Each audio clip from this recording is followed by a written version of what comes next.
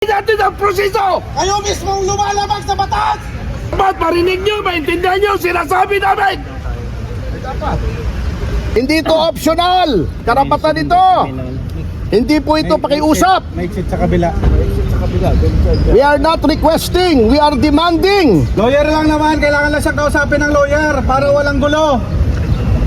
General na yan. Doon hindi nadaan eh. Yan, mga kababayan, hindi tumutupad sa batas! Ang Sir Henry, sir, any comments, sir? Hindi talaga pinakausap sa inyo yung kliyente. Alam naman natin. Nakita nyo naman eh. Gusto namin kausapin man lang sandali. Hindi kami pinagbigyan. Grabe, oh. Ayaw nyo doon sa iba yung dinaan. What's your next action, sir, kapag ganito? Pupunta kami sa krame. Okay.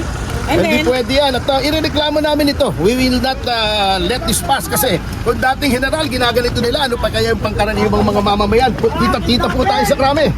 Sir, are you expecting na may posibleng ganitong mangyari? Hindi eh. Nagulat kami. Akala namin may decent elements yun. Krame na lang, krame. Tara.